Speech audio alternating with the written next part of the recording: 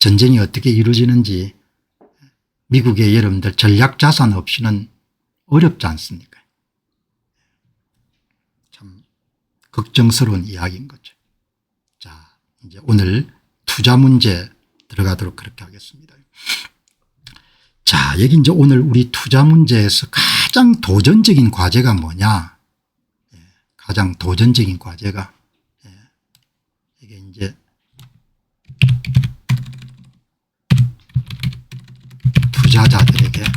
투자자들에게 가장 도전적인 과제가 뭐겠느냐. 여러 가지 주제가 있겠지만 제가 아무리 강조해도 지나친 법이 없을 정도니까 오늘 여러분들 이런 그래프가 하나 나온 겁니다. 이게 여러분들 1960년부터 미국의 달러 공급이 늘어난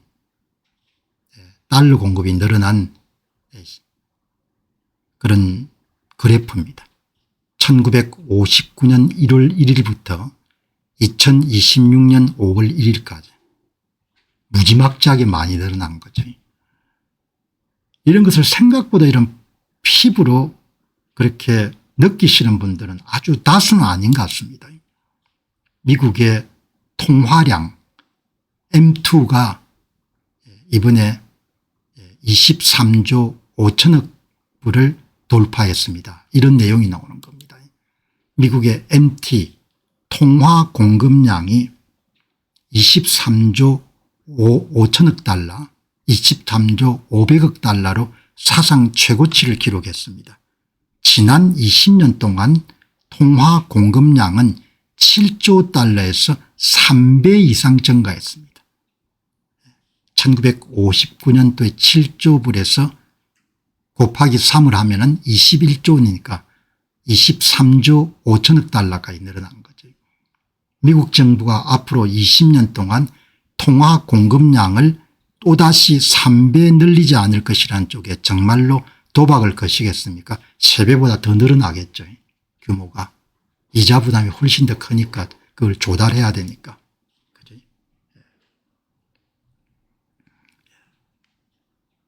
여기 보시기 바랍니다.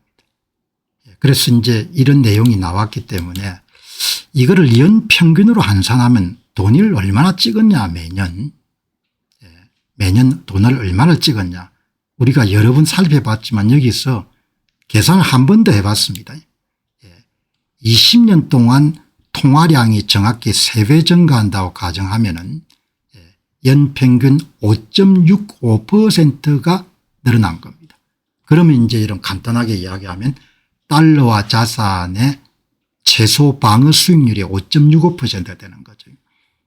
미국 연방준비제도의 장기 통계에 따르면 미국의 역사적 연평균 M2 통화 증가율은 약 6.5% 내외입니다. 그러니까 20년 통계 자료를 보면 대개 6에서 7% 늘어난 겁니다. 6에서 7%. 그러니까 그냥 달러화 자산을 갖고 있는 사람은 최소 수익률이 6에서 7% 정도를 수익을 거둬야 자기의 자산 가치를 방어할 수 있는 거죠. 재산을 늘리지 않더라도. 그죠? 재산을 늘리지 않더라도 방어를 할 수 있는 겁니다.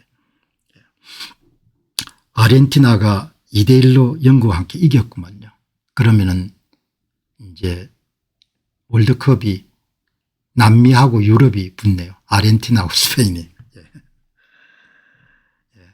최소 방어 수익률입니다. 허들 레이트라고 그러죠. 그래서 여러분들 한 번 더 정리를 한 겁니다. 한국은 그럼 돈이 얼마나 늘었냐. 10년에서 20년 정도 연평균 통화 증가 속도를 여러분 계산해 보니까 중국은 매년 10에서 12% 정도 여러분 돈을 찍어서 푸는 겁니다. 한국은 6.5에서 7.5 지난 10년에서 20년 사이에 미국은 5.6에서 6.5 유럽연합은 4.5에서 5.5 그죠? 그러면 이제 한국을 달러화 기준으로 보게 되면 원화 자산 경우에는 달러화 기준으로 이렇게 보면은 7.5에다가 한 달러 대비 원화 가치 하락률 7% 더하면 우리가 평소 가져왔던 것처럼 14% 정도 되겠네요. 14%. 원화자산은 달러화 기준으로 자산이 보존이 되려면 14% 15% 정도는 수익을 내야 되는 거죠. 그러니까 여러분들 한국의 원화자산 가운데 연평균 14에서 15% 수익을 낼 수 있는 자산이 어디 있겠습니까? 한번 생각을 여러분들 해보시기 바랍니다. 그러니까 달러화 자산을 투자하는 사람은 최소 방어 수익률이 6에서 7%, 원화 자산에 투자하는 사람은 최소 달러화 기준으로 연평균 14에서 15% 수익률을 내야 유지가 되는 거죠. 그래서 오늘 이 그래프를 가지고 우리가 한 번 정도 더 확인할 수 있는 것은 뭐 지금도 그렇고 앞으로 10년도 투자자나 생활인들의 가장 중요한 과제는 구매력을 어떻게 유지할 것이냐, 자산 가치를 어떻게 여러분들 유지할 거냐, 그게 가장 핵심이라는 겁니다. 자산 가치를 가장 안전되게 보장해 줄 수 있는 그런 자산이 어떤 자산이 있겠냐, 그 부분을 여러분들이 한번 생각을 해 보시기 바랍니다. 미국의 고성장주나 그다음에 뭐 그런 수익률이 높은 디지털 자산 같은 부분이 후보군에 등장하겠죠. 금은 9%입니다. 원화 기준으로, 달러 기준으로 매년 9% 정도 성장하니까 돈을 버는 데는 크게 도움이 안 되죠. 자산 가치를 유지하는 그냥 원본을 유지하는 정도의 도움이 될 수가 있는 겁니다. 자, 여기 이제 오늘 두 번째 경제 섹션 투자 부분에서 보면은 기득권이라는 게 참 강하고 질기네요. 이제 이번에 명확성 법안, 클래리티 법안을 두고 이제 기득권에 속하는 미국의 은행권하고 그다음에 디지털 자산과 관련된 업계가 다투는 걸 보면은 여전히 이런 클래리티 법안, 명확성 법안, 디지털 자산이 정권이 아니고 상품으로 규정하는 그런 법안이 너무나 중요한 법안인데도 많은 그런 의원들이 노력하는 부분하고 이제 여전히 좀 난항을 겪고 있는 것 같네요. 그래서 오늘 제임스 박사가 한 말씀을 하셨네요. 그래서 미국에 돌아가는 상황도 우리가 짐작할 수가 있고 동시에 클래리티 법안이 갖고 있는 중요성, 그다음에 이것이 비트코인이나 다른 암호화폐에 미치는 영향, 이런 부분을 한번 보시죠. 명확성 법안, 비트코인은 단순한 자산이 아닙니다. 비트코인은 계약 결제 소유권이 온체인상에 존재하며 오늘날의 복잡한 중개인 중심 아키텍처를 대체해버리는 새로운 금융 시스템의 근간입니다. 안 믿는 사람도 있겠지만 제임스 박사의 대단히 명쾌한 설명만 보시기 바랍니다. 우리는 이제 미국의 워싱턴 DC에 있는 의원들이 클래리티를 통과시키기 위해 얼마나 열심히 일하고 있는지 거의 매일 듣고 있습니다. 그중에 이제 대표주자가 와이오밍주의 신시아 루미스 상원의원이죠. 셰익스피어의 말처럼 저 부인은 너무 과하게 변명하는군. 내 생각에는 이 떠오르며 워싱턴 DC의 대변인들이 목소리를 높일수록 그것은 전략이기보다도 자기 합리화처럼 들립니다. 기존 수익률을 여러분들 방어하기 위해서 계속해서 방해를 하는 겁니다. 너무나 중요한 그런 법안인데. 이 법안은 강세장의 중대한 전환점입니다. 디지털 자산을 미국 시장의 핵심 프레임워크에 연결함으로써 기관 투자자들은 암호화폐 레일 위로 끌어들이고 워싱턴 DC가 비트코인을 그저 지나가는 구경거리로 치부하기 어렵게 만듭니다. 결국 비트코인은 새로운 담보물이자 궁극적으로는 사실상 법정화폐가 될 것입니다. 대단히 낙관적인 견해를 제임스 박사가 이야기하는 겁니다. 그런데 이렇게 중요한 것이 난항을 겪고 있다는 겁니다. 위험한 점은 미국이 단순히 시장 구조를 만드는 데 멈춘다는 것입니다. 미국은 혁신이 부족했던 적이 없지만 그 혁신을 전략화, 무기화하는 데는 거듭 실패해왔습니다. 블록체인 역시 그 수순을 밟고 있습니다. 오픈 네트워크를 달러 패권의 차세대 기반으로 대우하는 대신에 워싱턴은 활성 자본이 다른 곳으로 이주하는 동안 기존 기득권 은행들을 보호하는 데만 급급합니다. 은행의 로비가 대단한 것 같아요. 그죠? 예. 대세는 피할 수가 없는데 이거를 시간을 너무나 지체하는 것 같아요. 중국은 실용적이고 중앙정부가 여러분들 주도적으로 나갈 수 있기 때문에 어쩌면 미국보다 훨씬 더 강력한 드라이브를 걸 수가 있는 거죠. 중국은 다른 교훈을 얻었으며 이것은 베이징이 아닌 홍콩에서 두드러지고 있습니다. 홍콩은 거래소와 스테이블 코인과 토큰화 자산을 위한 긴밀하게 규제된 샌드박스를 재건되고 있습니다. 글로벌 자금이 중국의 기준에 맞춰서 유입될 수 있는 장소로 만드는 것입니다. 스캇 베센트가 즐겨 말하듯이 표준이 곧 전략입니다. 마키아벨리가 경고하듯 엘리트들은 자신들의 기득권을 지키는 것과 공화국을 수호하는 것을 쉽게 혼돈합니다. 워싱턴이 자국 내에서 비트코인 친화적인 표준을 세우기를 주재함으로써 사실상 글로벌 디지털 자산 수도 역할을 홍콩에 아웃소싱하고 있는 셈입니다. 아마 홍콩이 굉장히 긴박하게 움직이는 모양입니다. 그러니까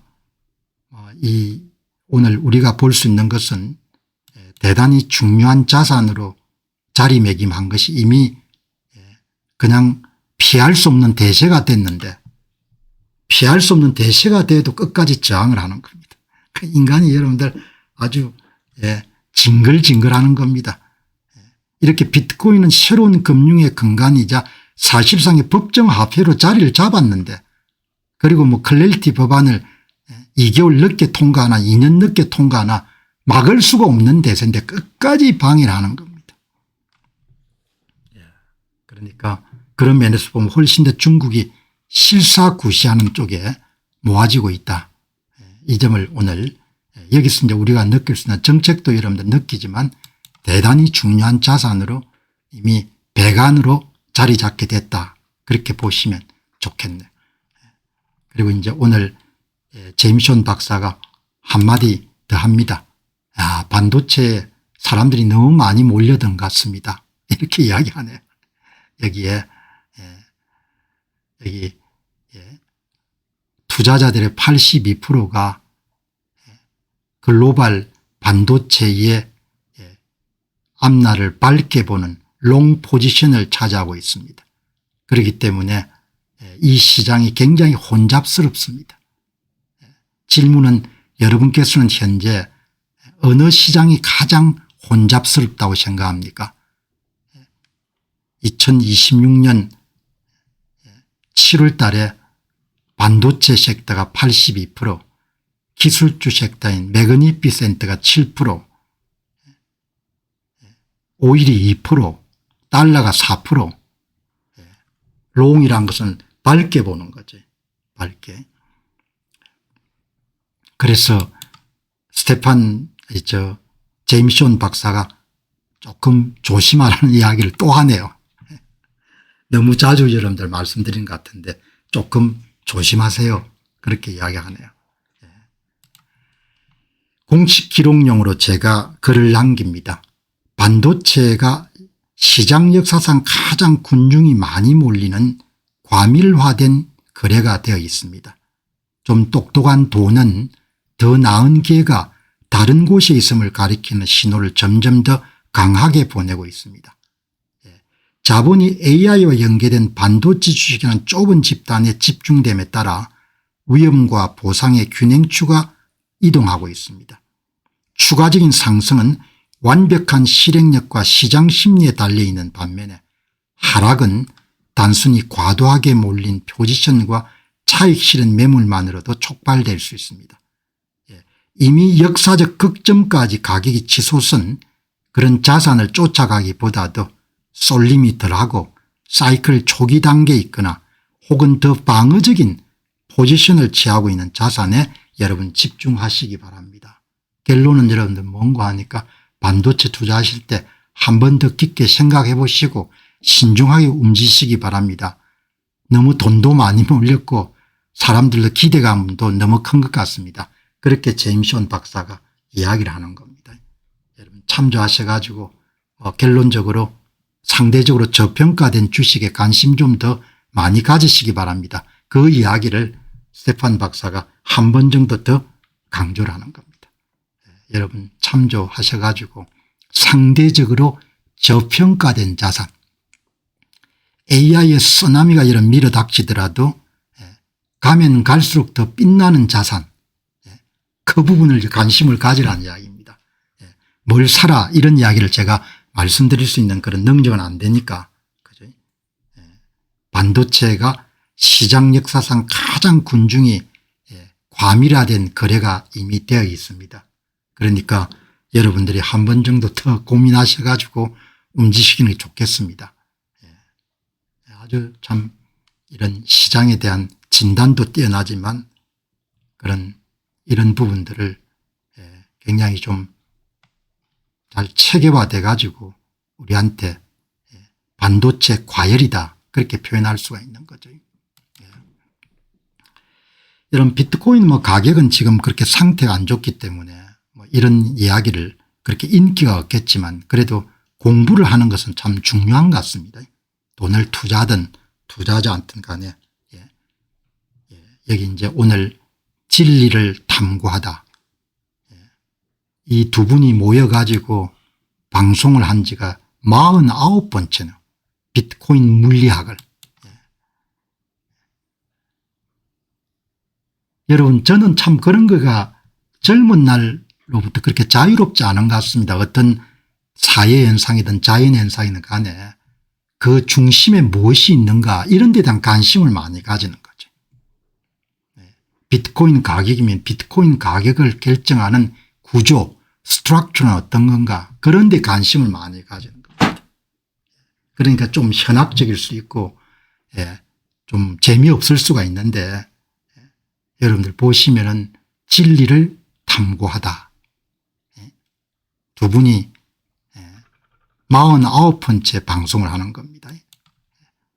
조바니 박사와 스티븐 박사가 함께하는 비트코인 물리학 49번째 강연이 7월 8일에 있었습니다. 오늘 이제 50번째 강연을 하는 겁니다.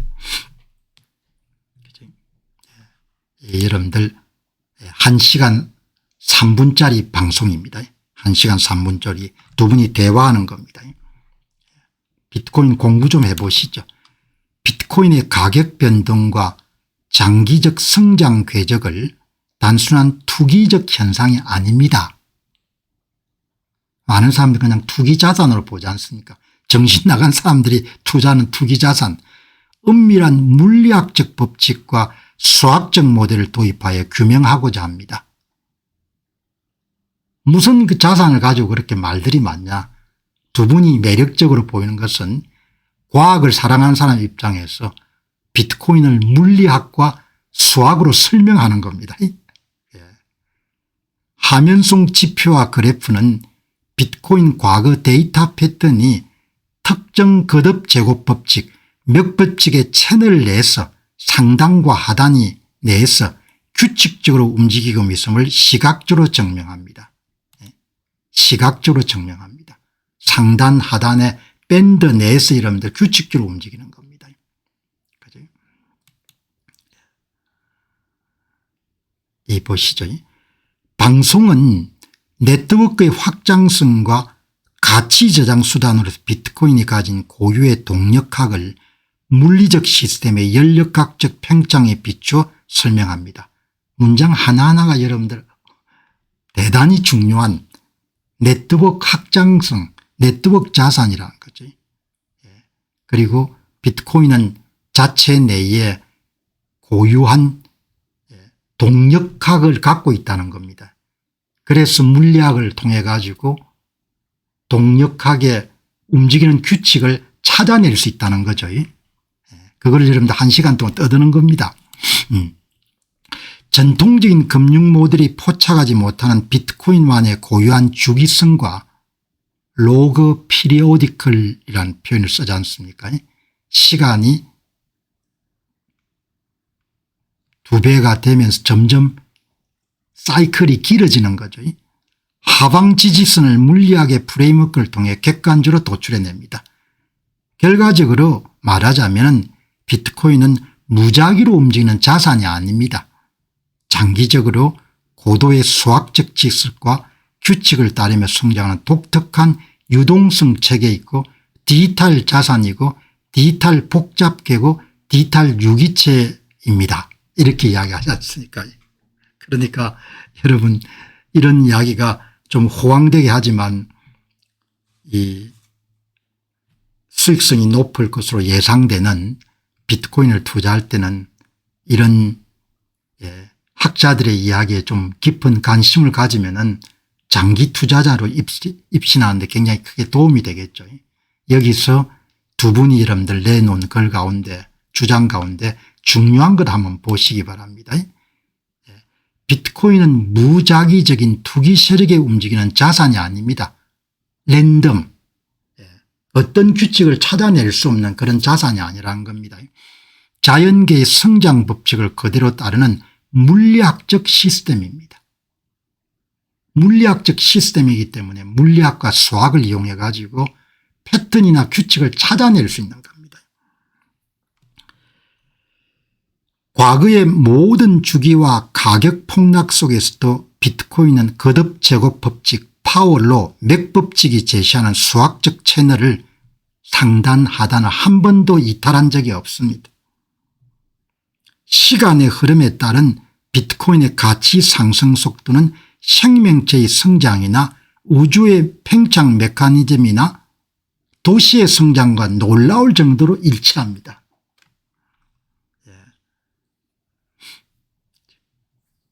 그러니까 제가 조금 허황되게 보일 수도 있는데 다른 자산은 이렇게 뭐 지적인 그런 깊이나 이런 건 없지 않습니까? 그냥 엔비디아를 사면 되는 거죠. 뭐 그걸 가지고 뭐라고 이야기할 필요는 없는 겁니다. 그러나 이렇게 물리학이 동원이 되고 뭐 이런 것은 이 자산만 가질 수 있는 대단히 중요한 특징인 거죠. 뭐 이 여러분 방송에서 거의 중요한 내용이 다 나오네요. 우리가 신뢰하는 것은 단순한 시장의 낙관론이 아닙니다. 데이터가 증명하는 비트코인 네트워크의 연력학적 안정성과 성장성입니다. 그냥 믿어라. 긍정적으로 보자 이런 차원이 아니라는 겁니다. 분석을 해가지고 규칙과 패턴과 구조를 찾아내는 겁니다. 장기 차트가 보여주는 우상향 곡선은 비트코인이 시간이 지날수록 더 강력한 가치 저장 수단으로 진화하고 있음을 확정합니다.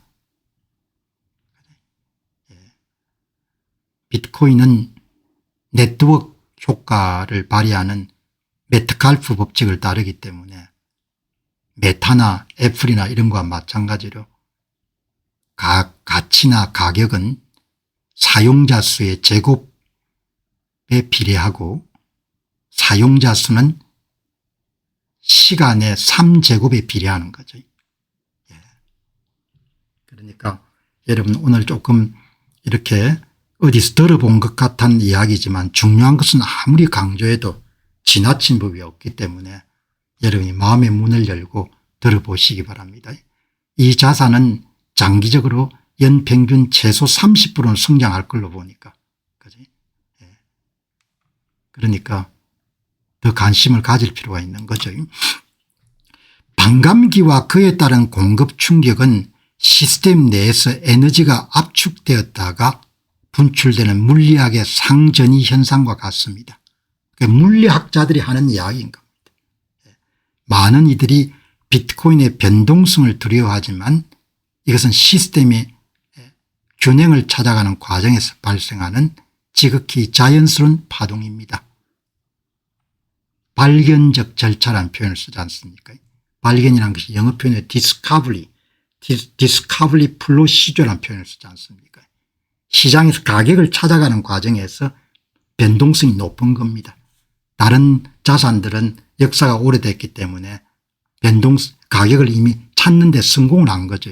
그게 변동성이 낮고 비트코인은 아직 나이가 젊으니까 적정 가격 균형 가격이 얼마인지를 찾아가는데 그만큼 여러분들 변동성이 높은 겁니다. 전통 금융의 무제한적인 화폐 발행과 달리 2100만 개란 절대적 유한성은 비트코인의 불변의 물리적 질서를 부여합니다. 지금은 비트코인은 많이 저평가되어 있죠. 가격이. 그러니까 몇 법칙의 추세선이나 공정 가격에 대비하게 되면 한 지금 50% 55% 정도 수준에 머물러 있을 겁니다. 절반 가격으로 살 수 있다는 이야기죠. 지금. 그죠? 그러니까 여러분들이 이제 마음의 문을 열고 들어야 저평가된 자산이 어떤 게 있습니까? 이렇게 직접 물어보지 않더라도 저거는 저평가된 자산을 이야기하구나 이렇게 여러분들이 추측할 수 있는 거죠. 그러니까 공부를 더 열심히 해봐야 되는 거죠. 이런 방송 내용을 다음에 이런 방송 끝나면 꼭 재방송 하셔가지고 완전히 소화해가지고 완전히 막강한 실력을 갖추는 게 좋을 것 같아요. 이게 이제 뭐 보통이 아니고 본인의 은퇴나 미래하고 직접 관련된 거니까. 시간이 지날수록 모델의 오차 범위가 줄어드는 것은 비트코인 생태계가 점차 성숙하고 안정적인 단계로 접어들고 있습니다.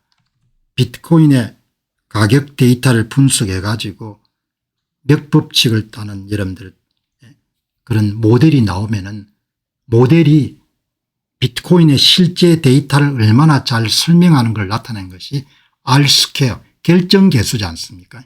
지금 스테판 박사하고 지오바니 박사가 말씀하시는 것은 데이터가 축적되면 축적될수록 R스퀘어 결정계수가 0.95, 0.97, 0.98로 계속 커진다는 겁니다. 계속. 그죠? 그만큼 설명이 뛰어나다는 거죠. 비트코인의 미래 가격을 예측하는 가장 강력한 무기는 인간의 감정이 배제된 순수한 수학적 공식과 물리적 데이터입니다. 공병호 TV를 오래 봐오신 분들은 아시지 않습니까? 데이터가 얼마나 중요한지. 저는 데이터를 좋아하죠. 데이터가 중요하다는 걸 아는 거죠. 한국이 갖고 있는 어려움도 데이터가 뭐가 그렇게 중요하냐 거기서 발생되는 거지 않습니까? 그죠? 데이터가 대단히 중요하죠. 데이터는 감정이나 이런 것을 배제하고 있는 그대로를 묘사하거나 진단하는 데 가장 핵심적인 데이터인 거죠. 그죠? 자, 여기 이제 MSTR과 AST 투자는 어떤가요? MSTR 투자는 비트코인의 1.35 제 기억이 정확하게 되면 제곱성에 비례하는 거죠. 그러니까 비트코인은 조금 심심하고 ASST나 MSTR은 다이내믹한 거죠. 다이내믹한 겁니다. 그러니까 비트코인 노출을 더 많이 시키고 싶은데 그렇게 많은 돈이 없다. 그렇게 하면은 좀 공격적인 사람들은 MSTR이나 ASST처럼 비트코인 트레저리 컴퍼니 레버리지 비트코인 모델에 투자할 수도 있는 거죠. 그러니까 그거는 개인이 이제 공부를 좀 더 해가지고 결정해야 되는 거죠. 지금 반도체는 과대평가되어 있다고 보는 겁니다. 과대평가되어 있다고 이야기하기는 좀 그렇네요. 앞으로 더 오를 거니까. 그런데 대단히 클라우디드 너무나 이렇게 과밀화되어 있다는 거죠. 그죠? 과밀화되어 있다는 그런 표현을 제임스 박사가 이야기하니까 여러분들이 참조하셔 가지고 그러니까 제 방송을 들을 때 그냥 귀로만 듣지 마시고 눈으로만 보지 마시고 마음을 열고 들으시기 바랍니다. 그래야 제가 이야기하는 것보다 훨씬 더 많은 것을 여러분들이 볼 수가 있는 거죠. 쿡 찍어서 말하죠. 쿡 찍어서. 이분은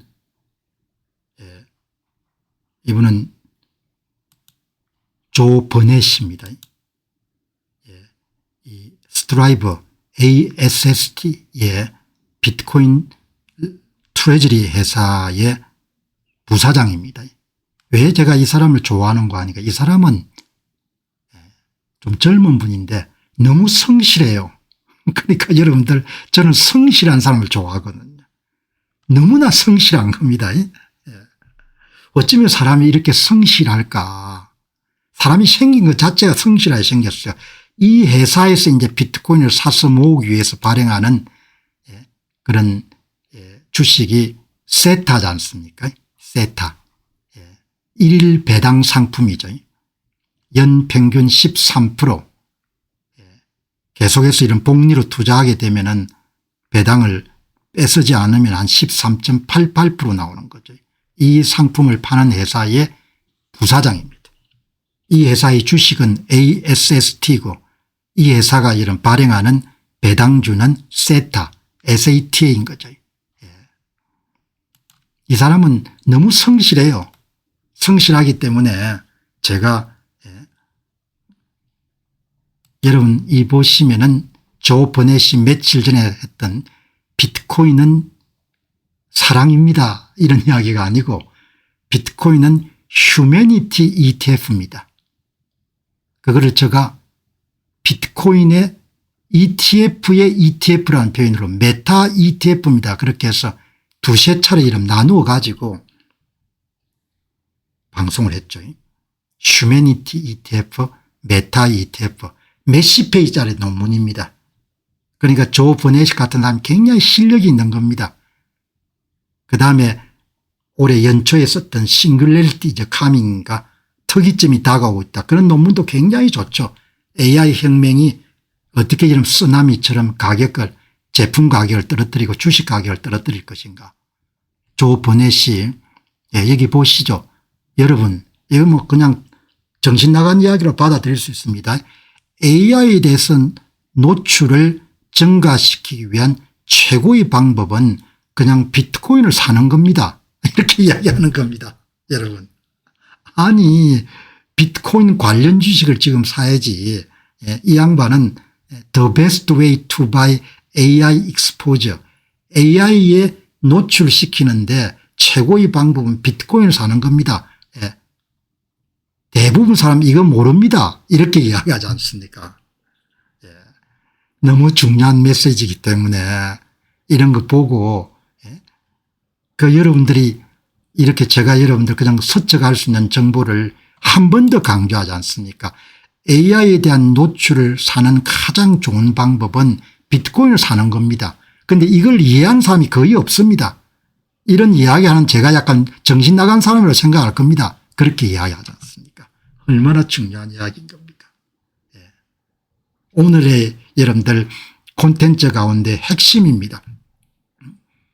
The best way to buy AI exposure 전부가 반도체 주식을 사는데 is to buy bitcoin이라 이야기하지 않습니까? 그런데 세상 사람들이 거의 모른다는 거죠.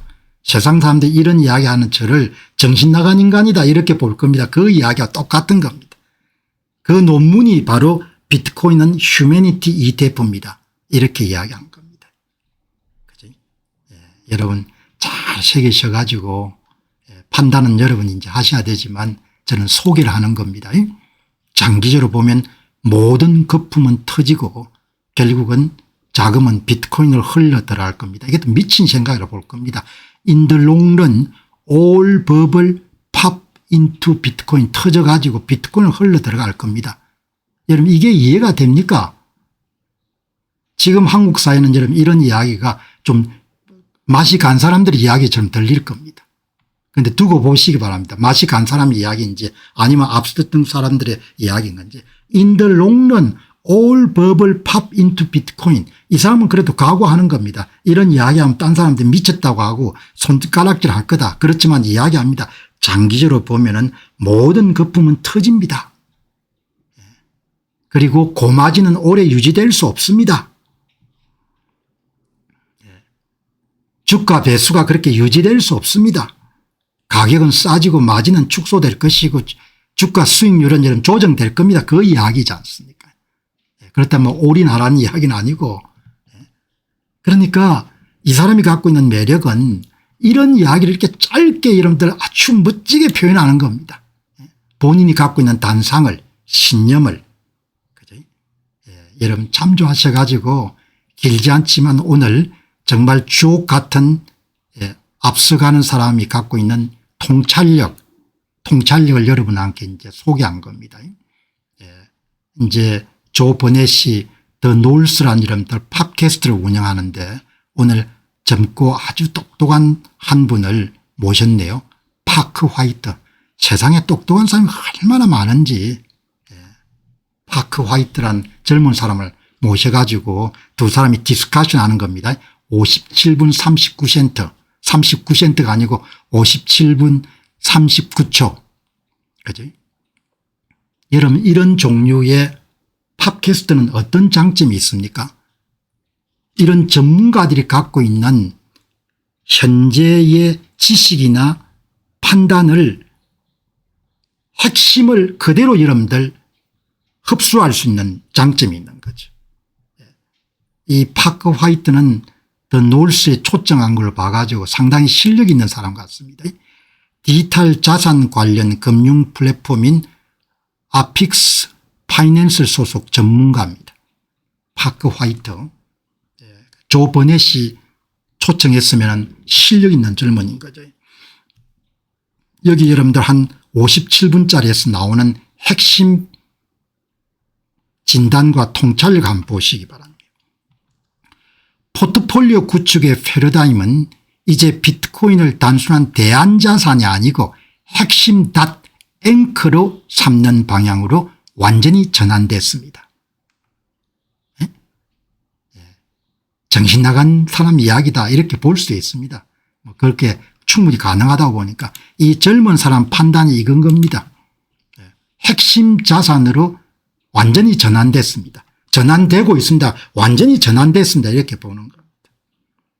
많은 이들은 비트코인의 변동성을 두려워하지만 이것은 시장이 새로운 글로벌 가치 저장 수단을 가격에 반영해 나가는 건강한 발견 과정입니다. 디스커버리 플로 시즌 겁니다. 적정 가격을 찾아가는 과정입니다. 그런데 다른 거는 그렇게 그러면은 왜 변동성이 약하냐.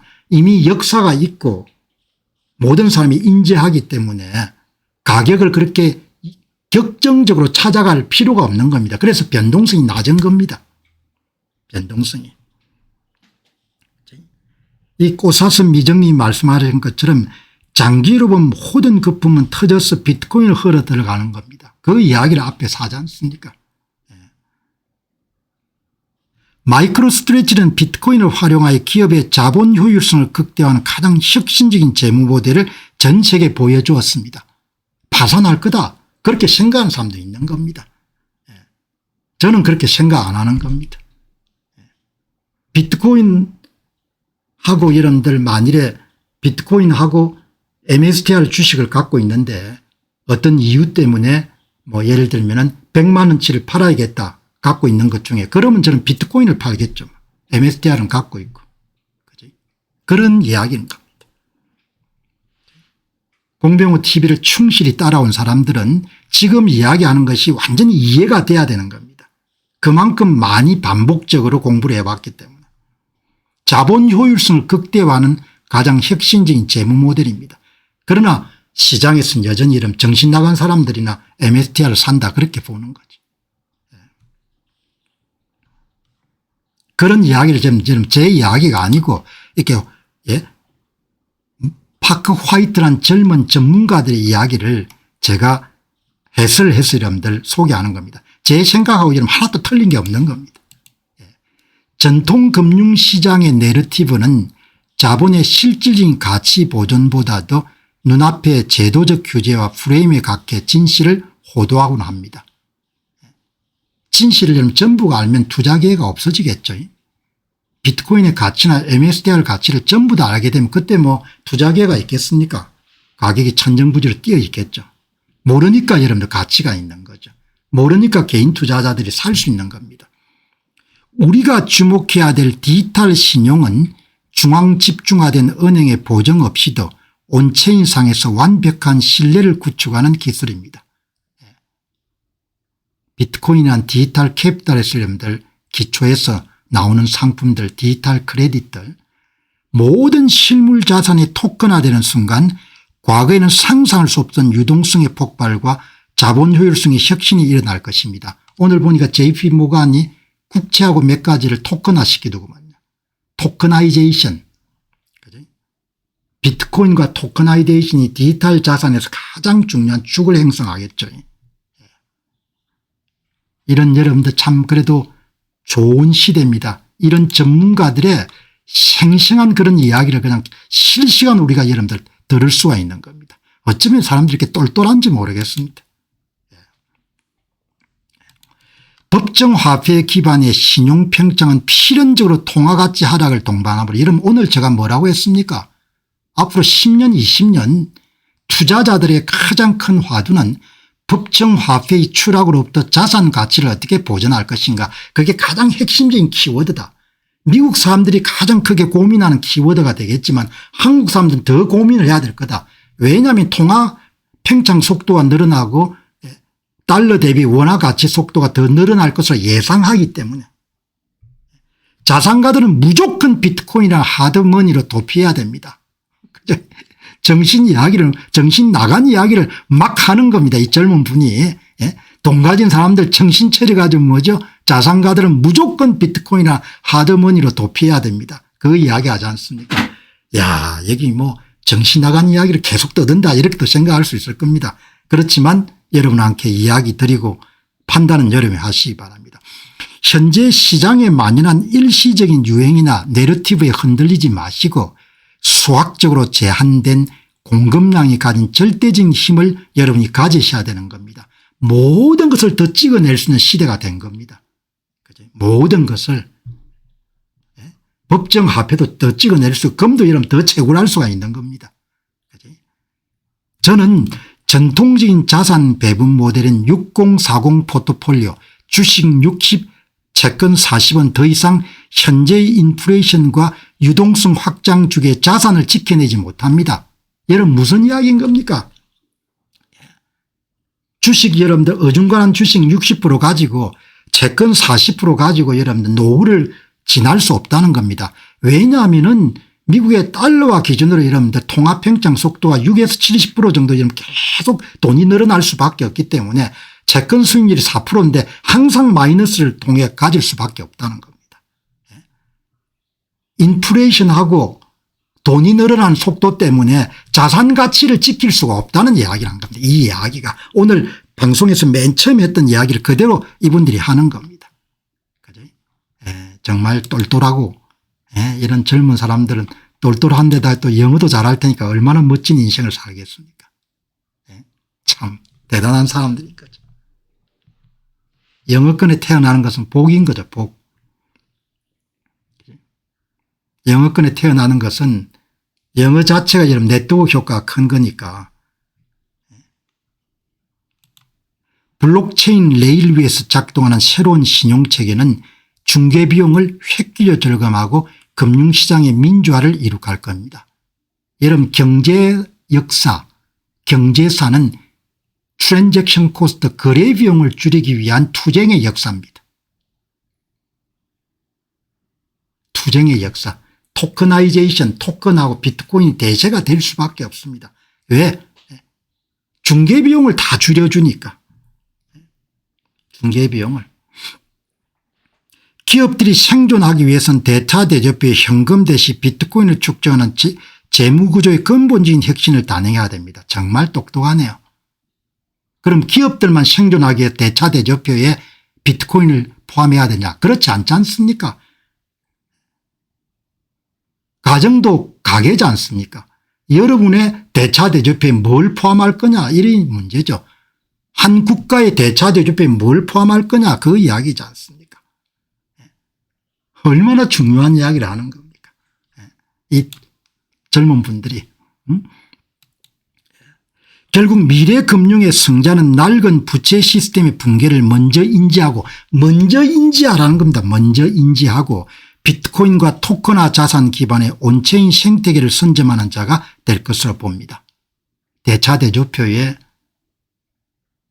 자산 가치가 시간 갈수록 늘어나는 항목을 반드시 여러분들 포함을 해야 된다는 거지 않습니까? 얼마나 여러분들 똑똑합니까? 이런 젊은 사람들 디스커션 하는 걸 보면은 야, 정부 전대 그냥 막기 이야기하지 않습니까? 오늘 특별히 여러분들 핵심 이런 거는 더 이런 파가지고 영어 원문하고 이런 더 세분화해 한번 더 볼 필요가 있는데 이분 이야기는 조금 더 들어볼 필요가 있을 것 같네요. 예, 대단하네요. 그죠? 예. 여러분 오늘 방송 여기서 마무리하고 날로 이렇게 이런 성장하는 겁니다. 공병호 TV 이름 한 달, 두 달 정도 들으신 분들은 어디 가서 이런 내용으로 방송할 정도 수준까지 끌어올리시기 바랍니다. 오늘 그렇게 긴 방송은 아니지만 주옥 같은 내용들이 다 나왔지 않습니까? 공 박사님 지금 상대적으로 저평가된 자산이 뭡니까? 이런 이야기는 본인이 답을 딱 갖고 있어야 되는 거죠. 그죠? 답을 본인이 딱 갖고 있어야 되는 거죠. 왜? 방송 시간에 이런 수천 번 반복됐습니까? 수천 번 반복됐습니까? 그죠? 그럼에도 불구하고 여러분들은 참 좋은 시대에 태어난 겁니다.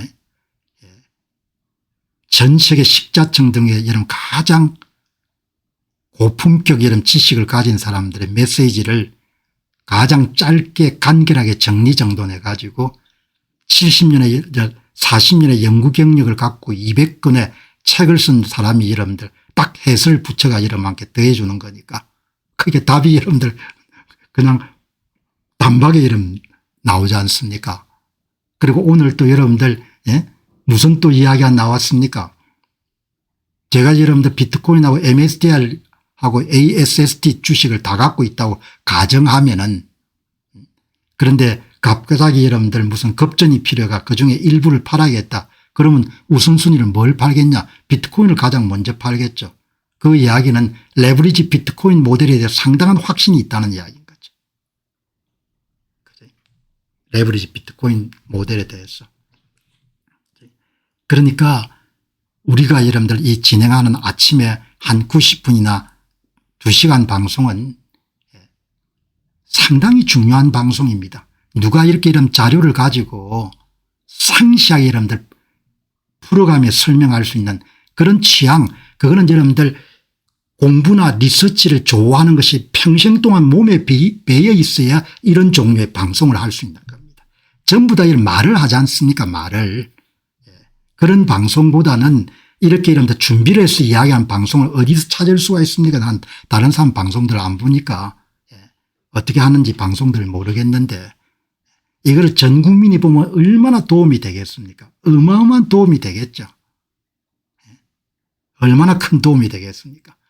그런 방송 여러분들 매일 2시간씩 들으면은 일주일이면 여러분들 27에 14 14시간일 것이고 14시간 정도를 30일 들으면 여러분 400시간 정도 아마 한 1년 들으면 MBA나 이런 것보다 훨씬 더 고수준의 여러분들 공부를 마치겠죠.